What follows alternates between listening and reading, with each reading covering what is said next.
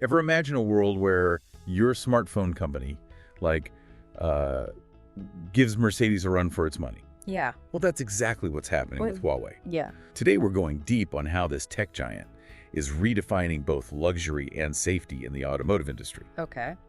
And we're going to be drawing on a blend of direct quotes from Huawei's Yu Qingdong and some in-depth analysis of their tech and their strategy. Well, it's captivating that they're not just building cars, they're building a vision.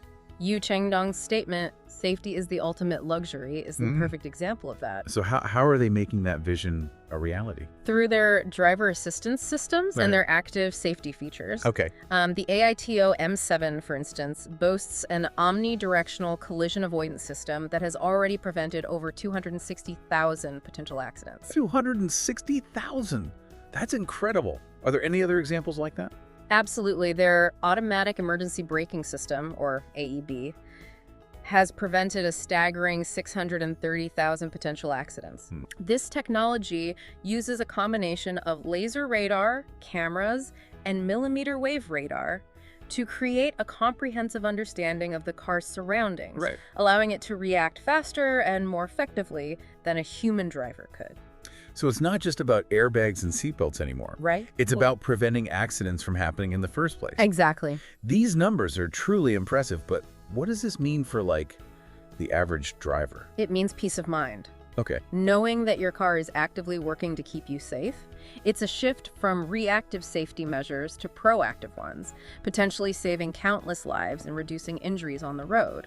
That's a future I think we'd all like to see. Right. But what about the luxury part of the equation? Yeah. How does safety translate into a luxurious experience? Well, think about it this way. What's more luxurious than knowing you and your loved ones are traveling in the safest possible vehicle? But Huawei's vision of luxury extends beyond just safety. Yu Jiangdong believes that technological luxury is the new luxury, and they're implementing this through intelligent driving and intelligent cockpits. Okay, I'm all ears. What exactly does that mean? Yeah. What does technological luxury look like in a car? Imagine a car that can handle the daily commute, navigate a crowded parking lot, and even cruise effortlessly on the highway, all while you sit back and relax. That's the kind of autonomy that the Xiangji S9, equipped with Huawei 8S 3.0, offers. That sounds amazing, but how does that compare to other luxury vehicles on the market? Traditional luxury cars often focus on premium materials and brand prestige. Right. But Huawei's saying luxury is about what the car can do. Yeah. The Xiangji S9 can even navigate complex scenarios like roundabouts and handle unexpected obstacles, things that can sometimes trip up other systems that rely solely on cameras, like some of those offered by other companies. Okay. So it's safe, it's autonomous, and it can handle challenging situations. So it's pretty impressive. But they're also focusing on the in-car experience too, right? Yes. What's so special about these intelligent cockpits? Think about it this way.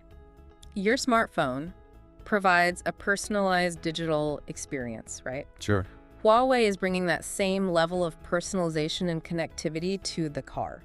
Okay, so what does that actually look like in practice? Give me some examples. Imagine features like intelligent AR headlights that project information onto the road, voice-controlled systems that respond to your every command, and the seamless integration of HarmonyOS, Huawei's operating system, to create a truly connected experience. HarmonyOS in a car. Yeah. That's interesting. So does that mean you can control your home's thermostat or check your calendar while you're driving? Exactly. It's about creating a seamless transition between your digital life and your driving experience. Okay. You can manage your schedule, stay entertained, and control various car functions all through a familiar and intuitive interface. It's like having a personal assistant on wheels. So they're not just building a car, they're building an entire ecosystem around it. That's a pretty bold move. Yeah. And it seems like they're going head-to-head with another big player in the tech and automotive space, Tesla. Yeah. It's a rivalry that has everyone talking. Yeah. Both companies are pushing the boundaries of what's possible with intelligent driving technology, but they're approaching it in different ways. So what are some of the key differences in their approaches, particularly when it comes to their self-driving systems? Well, one major difference is the use of sensors. Okay. Huawei utilizes a multi-sensor approach that includes laser radar, cameras, and millimeter wave radar, while some other companies rely primarily on cameras. So what are the advantages of using this multi-sensor approach?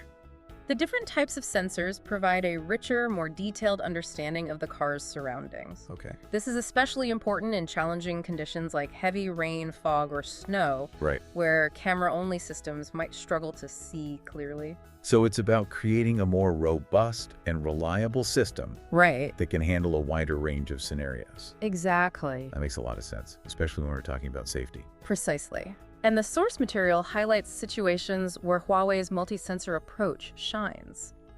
For instance, the Shangji S9 is noted for its ability to smoothly navigate roundabouts, even in challenging traffic conditions. Okay. And its intelligent parking capabilities offer a level of precision and control that simplifies the user experience. Yeah, I can see how those features would be very attractive to drivers. Yeah. Especially those who aren't quite ready to fully hand over the wheel Right. to a self-driving car. Exactly.